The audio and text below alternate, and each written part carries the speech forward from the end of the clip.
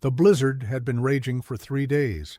Every trapper in the Wind River Range was barricaded inside their cabins, burning through firewood at an alarming rate, praying the storm would break before their wood ran out. Every trapper except one. Jacob Reeves was outside, in the middle of the blizzard, building a wall of ice.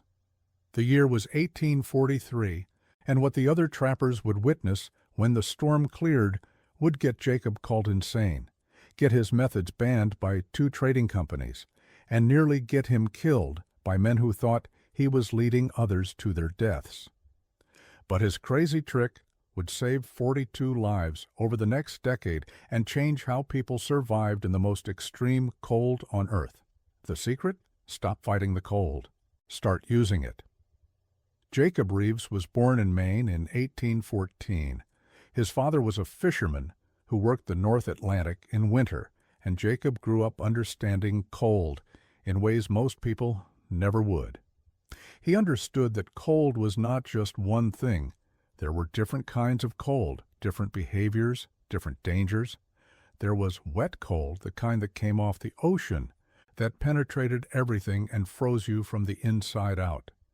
There was dry cold, the kind that came on clear nights, that was brutal but manageable if you stayed dry. There was wind cold, where the temperature was not that low, but the wind cut through everything.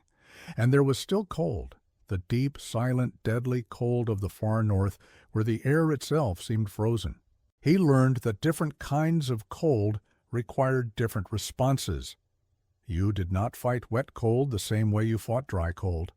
You did not prepare for wind cold the same way you prepared for still cold. Cold was not one enemy. It was a dozen different enemies, each requiring different tactics. In 1836, at age 22, Jacob left Maine and headed west. He joined a fur trapping brigade and spent the next 7 years learning the Rocky Mountains. He was a good trapper, not exceptional. But he was an exceptional observer. He watched everything, how snow behaved in different conditions, how ice formed and melted, how air moved in cold conditions, how animals survived the winter. He paid particular attention to how animals used cold to survive cold. Wolves would dig into snowbanks and let the snow insulate them. Bears would den in caves where the temperature stayed just above freezing, much warmer than the outside air. Beavers built lodges where they stayed warm, not by generating heat, but by trapping it and insulating with layers of mud and sticks that froze solid, creating an impenetrable shell. The animals were not trying to stay warm by generating more heat. They were trying to stay warm by using the cold environment as a tool. This observation would become the foundation of Jacob's survival technique. His first winter in a cabin of his own was 1843. He built a standard structure following accepted practices. Good logs, tight chinking, solid fireplace. Like every other trapper, he spent that first November and December burning firewood constantly and staying barely warm enough to survive. Then came the blizzard. It started on December 20th and lasted for 5 days. The wind howled at speeds that made standing upright impossible. Snow fell so thick you could not see your hand in front of your face. The temperature dropped to 45 below zero, and the wind chill, the effective temperature combining the cold and the wind, was something close to 80 below. Jacob's cabin, well built as it was not designed for those conditions. The wind found every tiny gap. The cold penetrated the walls. He burned firewood as fast as he could cut it and feed it to the fire, and the cabin barely stayed above freezing. He knew that if the storm lasted much longer, or if his firewood ran out, he was dead.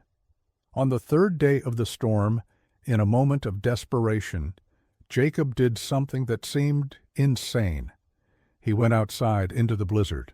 His plan was simple. He needed to cut more firewood. His stack inside was almost gone. He bundled up in every piece of clothing he owned, tied a rope around his waist with the other end secured to his cabin door, and ventured into the whiteout with his axe. He made it about 20 feet before realizing he could not do it. The wind was too strong, the cold was too intense, the snow was too thick. He could not see trees, he could not swing his axe effectively. He was going to freeze if he stayed out much longer. But in those few minutes outside, Jacob noticed something strange. As he stood there, snow accumulating on his clothing, ice forming on his beard, he realized something. The snow that was piling on him was actually blocking the wind. The layer of snow on his coat was insulating him. He was still desperately cold, but he was colder before the snow built up than after. He made his way back to the cabin and sat by the fire, thinking about what he had experienced. Snow was cold, obviously cold. But it was also insulation. The snow on his coat had blocked the wind, which was making him colder than the actual temperature. The snow, despite being frozen water, had helped him. This seemed impossible. How could something frozen make you warmer? But Jacob had felt it. The wind cutting through his clothing was worse than the snow piling on his clothing. Wind was the killer. Snow was. Protection? He thought about the wolves in their snow dens, about the way igloos worked, structures made of ice that were warmer inside than the air outside. About how snow piled on a cabin roof actually helped insulate the cabin, cold things acting as insulation against other cold things. It made no sense, but it was true. Over the next 2 days, as the storm continued and his firewood dwindled to almost nothing, Jacob made a decision. He was going to try something crazy. If he was going to die anyway, he might as well die trying something new. He went outside again, this time with a different purpose. He started building a wall of snow around his cabin. Not a wall to keep snow away, a wall to pile snow against the cabin walls. He shoveled snow, packed it, built it up against the logs. He worked in short bursts, going outside for 10 minutes, coming inside to warm up, then going back out. The other trappers would later say he must have been delirious from cold. Building a wall of snow against your cabin in the middle of a blizzard was the action of a madman. Snow was cold. You did not pile cold against your walls. You kept it away from your walls. But Jacob understood something they did not. The wind was colder than the snow. The wind was conducting heat away from his cabin walls faster than the cabin could replace it. If he could block the wind with snow, even though the snow itself was cold, his cabin would lose less heat overall. He built the snow wall 3 feet thick around the entire cabin. Then he did something even crazier. He went up on the roof and piled more snow there. Not just the snow that fell naturally, but deliberate piles of snow, creating a layer 2 feet thick, covering the entire roof. By the time he finished, exhausted and nearly frozen, his cabin looked like a snow mound with a door. The logs were completely buried under snow. It looked like he had built his own tomb. He went inside, fed the last of his firewood to the fire, and waited to see if he would survive the night. The change was immediate. With the snow walls blocking the wind, the cabin stopped losing heat as fast. The fire, barely glowing embers now, was enough to keep the interior above freezing. The snow on the roof was insulating the cabin from above. The snow walls were insulating from the sides. He was surrounded by frozen water, by cold itself, and he was warmer than he had been with just wooden walls. It made no sense, but it worked. When the storm finally broke on the morning of the 5th day, Jacob emerged from his snow-buried cabin alive. His firewood was completely gone, but he was alive.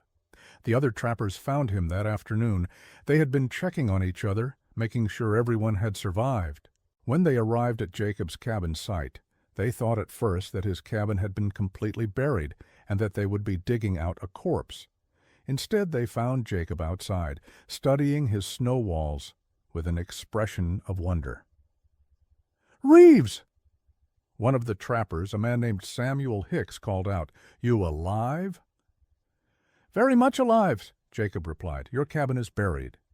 "I buried it. On purpose."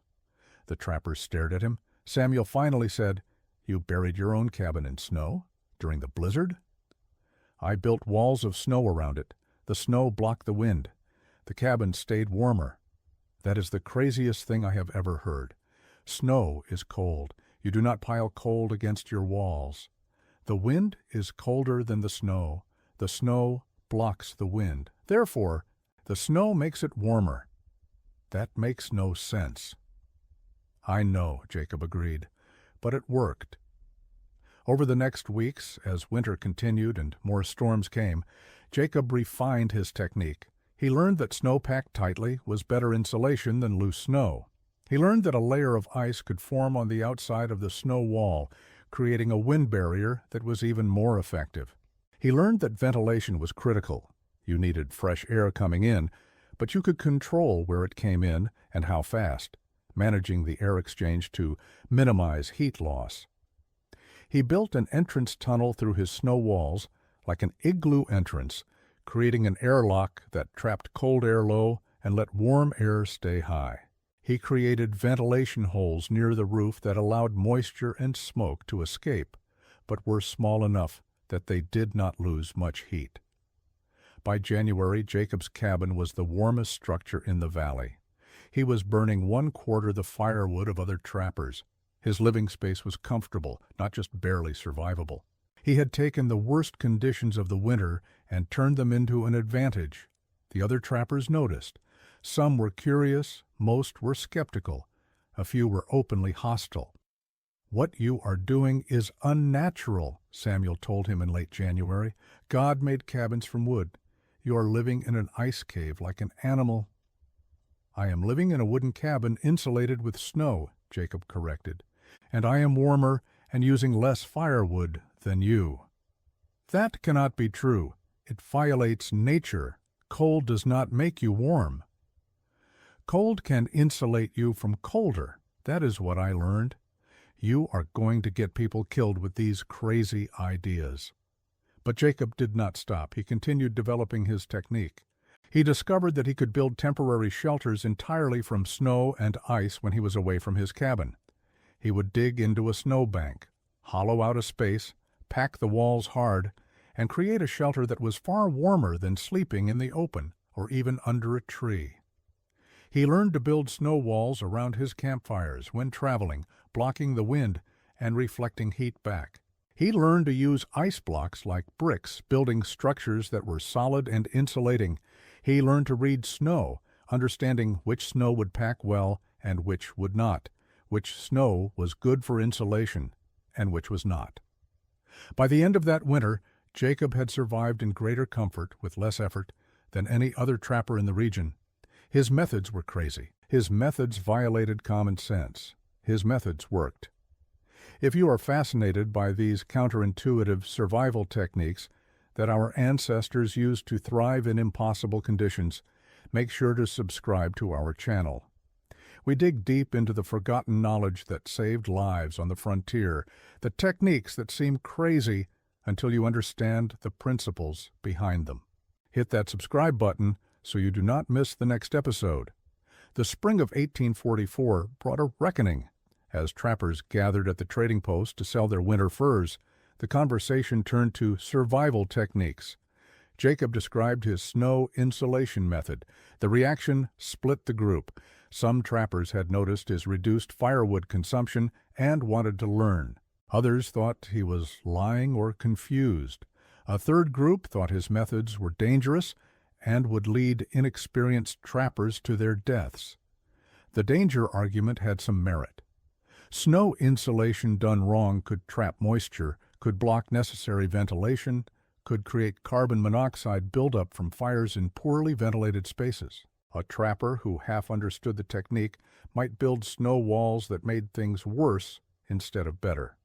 The method required understanding, not just imitation. The trading company that operated the post, concerned about liability, issued a formal statement. Trappers should not attempt snow insulation techniques. Traditional wooden cabins were proven and safe. Experimental methods using snow and ice were dangerous and not recommended. Anyone found teaching these methods would not be welcome at the trading post.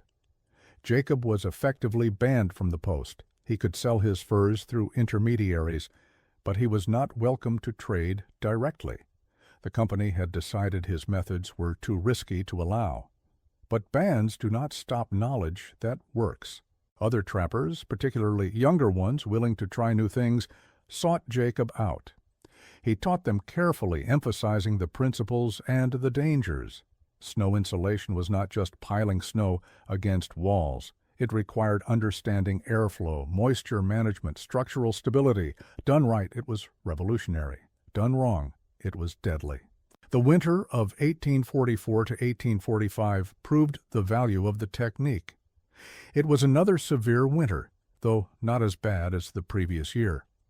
Several trappers who had learned Jacob's methods reported significant reductions in firewood consumption. Their cabins were warmer, their winter survival was easier. One trapper, a young man named Thomas Webb, was caught in a blizzard while checking his trap lines 20 miles from his cabin. Using the snow shelter techniques Jacob had taught him, Thomas dug into a snowbank, created a cavity, packed the walls hard, and waited out the storm. He survived 3 days in that snow shelter with no fire, no food, and minimal clothing. When he finally made it back to his cabin, he told everyone that Jacob's crazy techniques had saved his life. Stories like Thomas's began to spread. The practical results were undeniable. Trappers using snow insulation were surviving better, burning less firewood, spending less energy on wood cutting. The technique worked. By 1846, the trading company quietly reversed its position. It did not formally endorse snow insulation, but it stopped banning trappers who used it. The practical results had overcome bureaucratic caution. Jacob continued refining and teaching his methods. He developed a comprehensive system of cold weather survival that used cold as a tool rather than just fighting it. The system had several key components. First, the principle of differential cold. Not all cold is equally dangerous. Wind cold is worse than still cold at the same temperature. Wet cold is worse than dry cold. The most dangerous cold is cold that moves, that penetrates, that conducts heat away from your body. Less dangerous cold is cold that is still, that does not move air. If you can use still cold to block moving cold, you improve your situation even though you are using something cold to protect against something else cold. Second, the principle of insulation value. Materials insulate by trapping air. Wood insulates because it has air pockets in its structure. Snow insulates because it is mostly air trapped between ice crystals. Ice itself does not insulate well. It conducts heat fairly well. But snow, which is ice with air, insulates excellently. Loose snow insulates better than packed snow, but packed snow is more stable and still insulates well.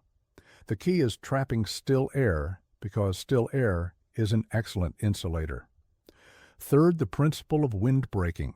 Wind strips away warm air and brings in cold air. This convective heat loss is often worse than conductive heat loss through walls. A windbreak, even if made of cold material like snow or ice, reduces convective heat loss dramatically. A snow wall that stops the wind is providing more benefit by stopping convection than harm by being cold and potentially causing conduction. The net effect is positive. Fourth, the principle of moisture management.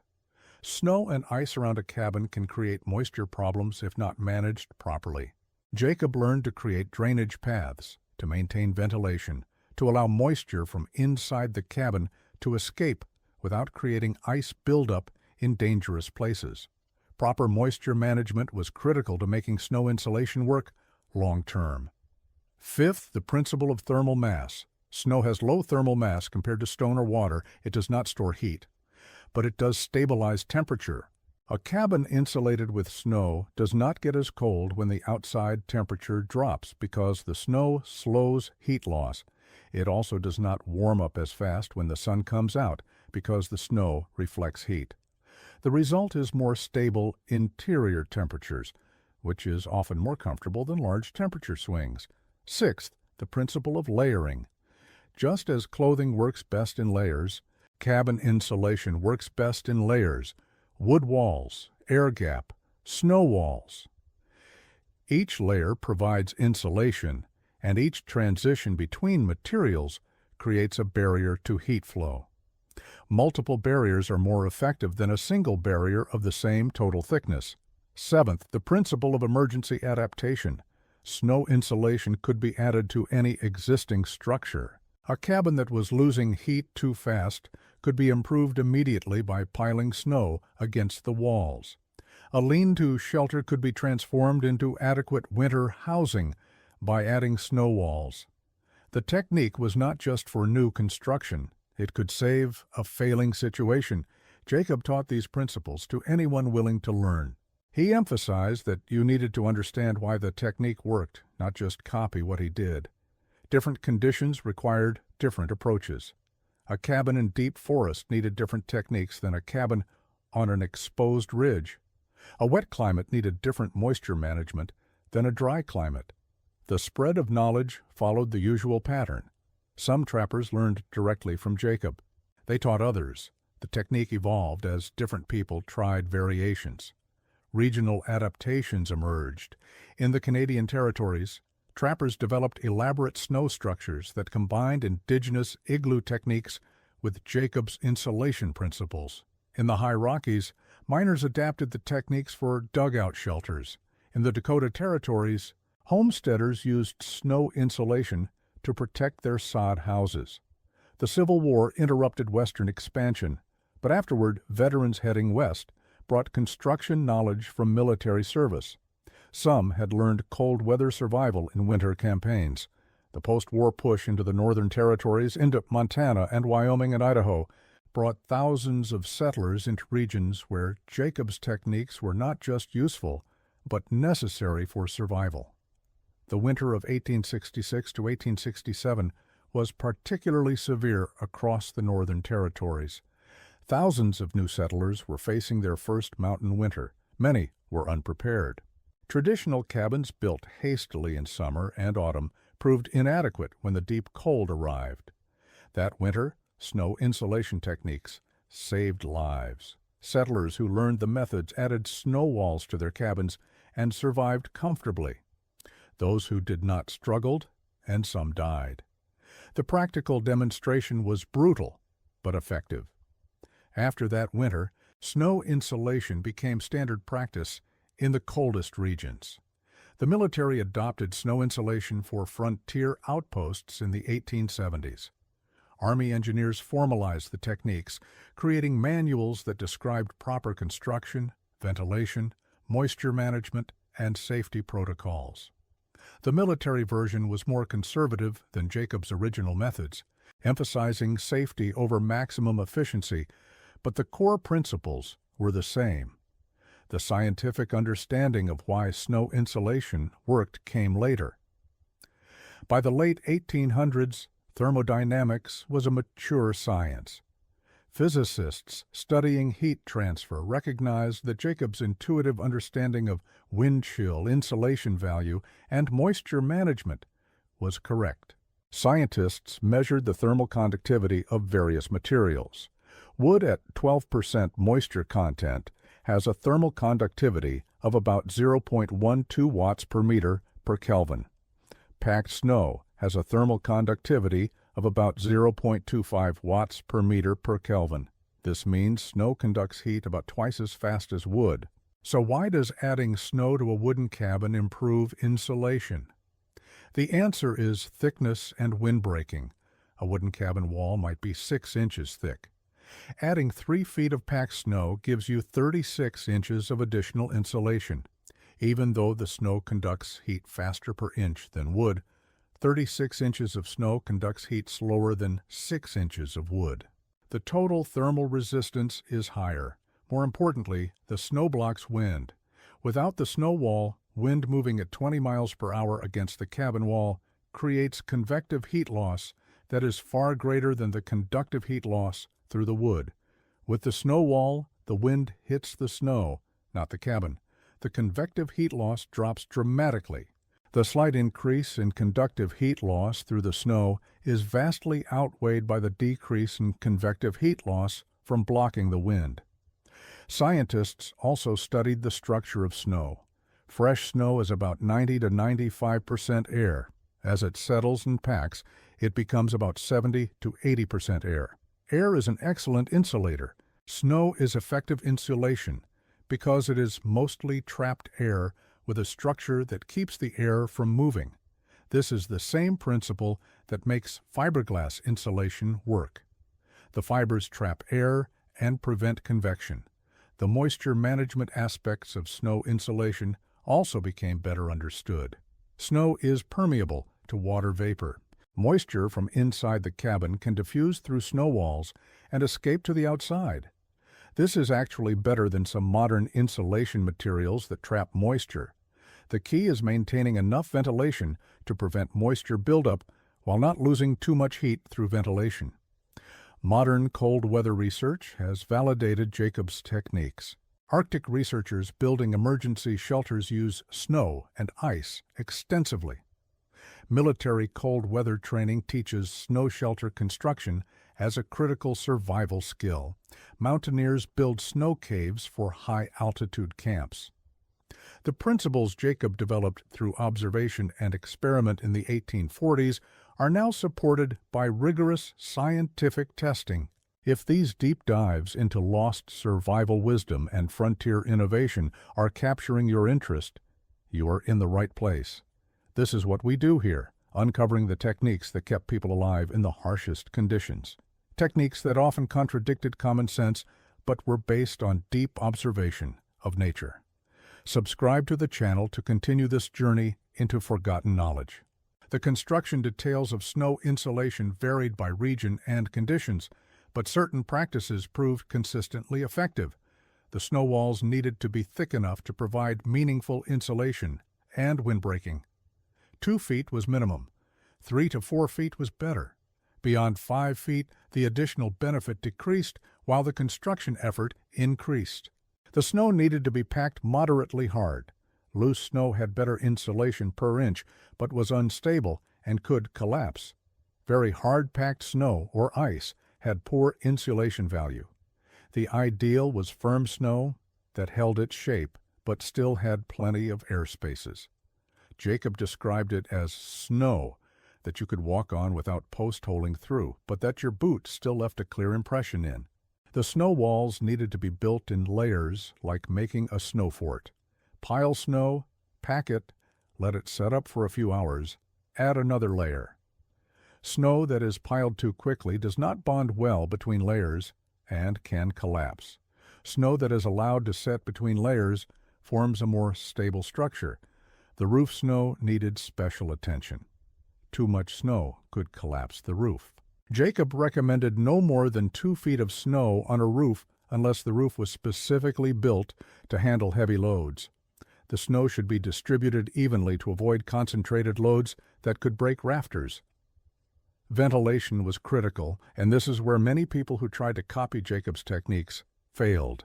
A cabin sealed too tightly with snow could suffocate the occupants or cause carbon monoxide buildup from the fire. Jacob maintained at least 2 ventilation paths, one low for air intake and one high for exhaust. The low vent brought in outside air, which was very cold, but provided oxygen. The high vent let out warm, moist air and smoke. The circulation was minimal, just enough for safety, not enough to lose significant heat. The entrance required careful design. Jacob built entrance tunnels through the snow walls, creating an airlock effect. The tunnel was low, so you had to crouch or crawl. This trapped cold air in the tunnel and prevented it from flowing into the main cabin. The door to the cabin opened into this tunnel, not directly to the outside. This was similar to how igloos are designed with tunnel entrances. The moisture management required daily attention. Jacob checked for ice buildup around ventilation holes, around the door, around any place where warm, moist air from inside could contact very cold surfaces. He cleared ice buildup before it blocked vents or created structural problems. He also maintained drainage paths for snowmelt. Even in deep winter, some melting occurred during sunny days. The meltwater needed paths to drain away from the cabin foundation. The seasonal timing mattered. Snow insulation worked best in deep winter when snow was dry and cold. In early winter, when temperatures fluctuated around freezing, snow insulation could create problems with freeze-thaw cycles. In late winter, when sun angle increased, snow walls could melt during the day and create ice problems. The technique was most effective from mid-December through mid-February in most mountain locations. The regional variations were significant. In the coastal mountains, where snow was wet and heavy, different techniques were required than in the dry continental interior. In forested areas where snow depth was limited by tree interception, different strategies worked better than in open areas with deep snow. In alpine regions above treeline where wind was constant, very different approaches were necessary. The teaching methodology Jacob developed was as important as the technique itself. He never just told people to pile snow against their cabins, he explained the principles. He had them feel the difference in wind speed with and without a snow wall. He had them measure interior temperatures with and without snow insulation. He had them understand moisture management by showing them what happened when it was done wrong. He taught them to observe and think, not just follow instructions. This emphasis on understanding over procedure meant his students could adapt to conditions he had never seen. A trapper in Canada could apply the principles to his specific situation. A miner in Colorado could modify the technique for his dugout shelter. A settler in Montana could use the concepts for her sod house. The knowledge was transferable because it was based on understanding principles, not just copying actions. The economic impact of snow insulation was substantial. Firewood consumption was the largest single labor demand for winter survival in cold regions. A trapper or settler might spend 30 to 40 days each winter cutting and hauling firewood for a traditional cabin. Snow insulation could cut that to 15 to 20 days. The labor savings was enormous. Time saved on firewood meant time available for trapping, for hunting, for other survival activities. It meant more furs, more income, better food supply, improved survival margin. The economic advantage compounded over years. A trapper using snow insulation was more profitable than a trapper using traditional methods, all else being equal. For settlements and communities, the collective labor savings was even more significant. A town where most cabins used snow insulation needed less total firewood, which meant less pressure on local forests, which meant sustainable fuel supplies over longer periods. The environmental impact was positive. The safety improvements were equally important. Cabins that were adequately warm required less desperate fire management. Fires that did not need to be roaring infernos all the time were safer fires.